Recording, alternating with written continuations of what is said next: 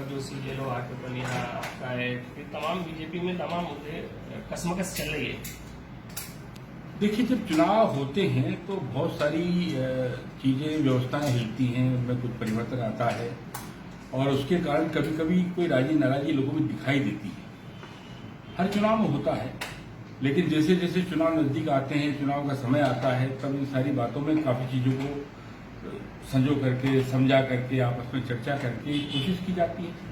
चुनाव तो है, ये पार्टी के लिए एक ऐतिहासिक अवसर रहती है और ये ऐतिहासिक अवसर है, इसको भुनाने के लिए पार्टी पूरे प्रयास करती है। और मैं समझता हूं कि जो नाराजगी की चर्चा आप कर रहे हैं, भारतीय जनता पार्टी इसको गंभीरता से लेती है और ये सब वही कार्यकर्ता है, पार्टी ने इसको बनाया है। तो मैं समझता हूं कि कठिनाइयों को सुन करके उसका रास्ता निकाल लेगी पार्टी। ऐसा हर चुनाव में होता है, इस बार भी होगा। नहीं, रोज खबरें आ रही है कि आपका कैलाश विजयवर्गीय 36 का आंकड़ा चल रहा है। मेरा कैलाश विजयवर्गीय से कोई न 36 है न 33 है। मेरा सिर्फ कैलाश विजयवर्गीय से ये कहना है कि भाई, जो कार्यक्षेत्र आपका नहीं है वहां जाके अनावश्यक हस्तक्षेप मत करिए। ऐसे तत्वों को प्रोत्साहित मत करिए जो पार्टी के अंदर विघटन पैदा कर रहे हैं, पार्टी को हरा रहे हैं, पार्टी को नुकसान पहुंचा रहे हैं। और कोई मेरा कैलाश विजयवर्गीय से लेना देना नहीं। कैलाश विजयवर्गीय तो मैं खुद 1980 में पार्टी में लाया हूं और आज भगवान की दया से बहुत अच्छे बड़े नेता हैं, यशस्वी नेता हैं, लेकिन वो जो उनके कार्यकलाप हैं उनसे वहां के लोग असंतुष्ट हैं। इतनी सी बात है। ये बात उनके संज्ञान में लाई गई है, ये बात पार्टी संगठन के संज्ञान में लाई गई है।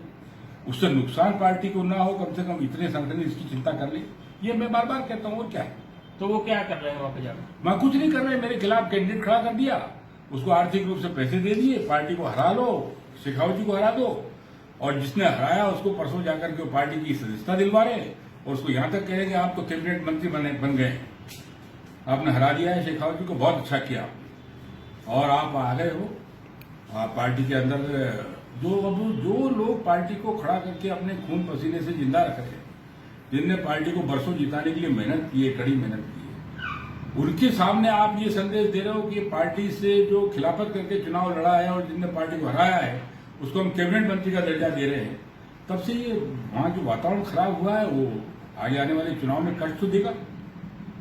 निष्ठावान कार्यकर्ता सम्मान चाहता है, स्वाभिमान चाहता है, अपमान नहीं चाहता। पार्टी फोरम पर रखिए, पार्टी को बहुत पता है, पार्टी को पता है, पार्टी के सामने चर्चा हुई है। ये चर्चा मैं पार्टी में बता चुका हूँ, संगठन को बता चुका हूँ।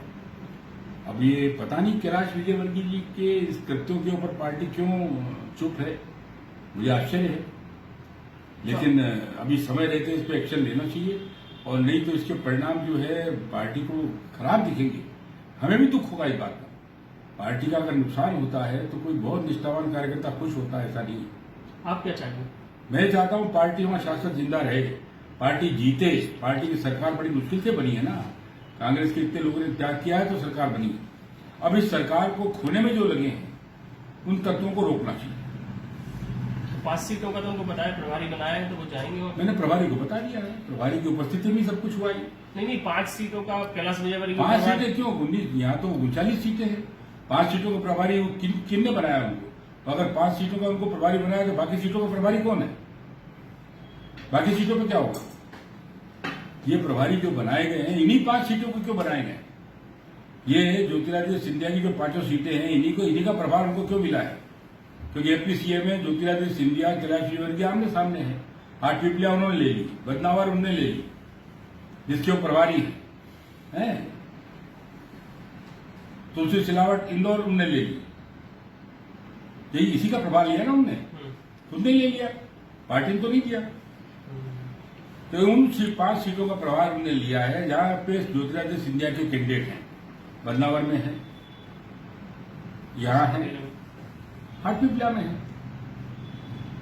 इनको बदला लेना है ज्योतिरादित्य सिंधिया से, श्री कैलाश विजयवर्गीय, क्योंकि एपीसी के चुनाव में 3 बार उनसे हार गए। अब ज्योतिरादित्य सिंधिया के कैंडिडेटों को हरा करके ये और ज्योतिरादित्य सिंधिया से बदला लेना चाहते हैं और पार्टी का नुकसान हो, इसकी चिंता तो कैलाश विजयवर्गीय ने कभी की नहीं। ये संदेश जो है मैं पार्टी को बता चुका हूं, पार्टी के हाई फोरम पे बता चुका हूं, संगठन में बता चुका हूं, और अगर उसकी चिंता समय पर नहीं की गई तो बड़े नुकसान की तरफ कैलाश विजयवर्गीय पार्टी को ले जा रहे हैं। तो अगला कदम क्या आपका? हमारा कोई कदम नहीं, पार्टी में रह करके अपनी बात करना है, पार्टी का काम करना है। पार्टी को जिताने के लिए पूरी ताकत लगाएंगे। इसके बाद भी अगर कोई दुर्भाग्य किसी का होगा तो उसका तो कोई मेरे पास इलाज नहीं है। कैलाश में राजेश अग्रवाल को शामिल करा दिया। राजेश अग्रवाल को उन्होंने खड़ा किया था, शामिल क्या करा दिया? उन्होंने खड़ा किया, वो उन्हीं के द्वारा प्रायोजित आदमी था। और ऐसा उन्होंने यही नहीं किया है, दौर संभाग की बहुत सी सीटों पे किया। ऐसे उम्मीदवारों को उन्होंने पैसा देकर के सरकार को हराने का काम किया। तो ऐसा क्यों किया उन्होंने? जब हम तो उनके संबंध सही नहीं थे कि जो आपको हराने के मेरे बहुत अच्छे संबंध है उससे, वो मेरे छोटे भाई की तरह है। तो संबंध हमारे खराब नहीं है, ये उनकी मनोवृत्ति ऐसी है कि वो अपनी पार्टी के लोगों को हरा। संबंध तो मेरे आज भी बहुत अच्छे हैं। अपनी पार्टी को हरा करके खुश होने वाले कुछ लोग होते हैं, कुछ लोग अपनी पार्टी को जिता करके प्रसन्नता अनुभव करते हैं। शायद उनकी बड़ी कोई महत्वाकांक्षा होगी।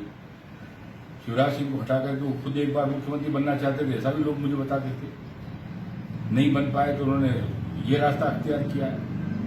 उषा ठाकुर को मऊ भेज दिया। उषा ठाकुर को मऊ भेजा। मैंने कोई बदनामी की टिकट मांगी थी? उषा ठाकुर मऊ क्यों जाना चाहती थी? इंदौर को ताई और भाई ये दोनों जो है अपने ग्रिप में चलाना चाहते हैं। इनके अलावा कोई यहाँ पे नेता न बने। शेखावत जी को यहाँ से लात मार के बाहर कर दिया, उषा ठाकुर को लात मार के मऊ बाहर कर दिया है। खुद के बेटे को यहाँ स्थापित करना था, खुद के लड़के को स्थापित करने के लिए इन सब नेताओं को शहर से छुड़वा दिया। ये कौन सी मनोवृत्ति है, मैं समझता नहीं। और संगठन क्यों चुप है? प्रधानमंत्री ने पूरे देश के बड़े प्लेटफॉर्म से आदरणीय नरेंद्र मोदी जी ने आदरणीय कैलाश विजयवर्गीय, आदरणीय उनके सुपुत्र के इन कृत्यों को लेकर के सार्वजनिक रूप से कहा था कि ऐसे तत्वों को पार्टी से निकालो, पार्टी से दूर करो, अन्यथा ये पार्टी में नुकसान करेंगे।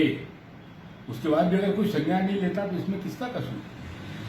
अच्छा, आपको ऑफर भी मिला है कांग्रेस की तरफ से, क्या आपने जवाब दिया है? नहीं, कांग्रेस की तरफ से ऑफर तो देखो वो लोग तो कोशिश करते ही हैं। आपको मिला है? थोड़ा बहुत असंतुष्ट होने का उनको जब लगता है तो उन्हें भाई शायद शेखावत जी के साथ में, ये जितने कांग्रेस वाले हैं सब कॉलेज के टाइम से साथ में हैं। जी, मुझे उन्होंने कहा है तो मैंने जो जवाब देना दिया ना। हम पे ये प्रयोग चल नहीं सकता। ठीक है।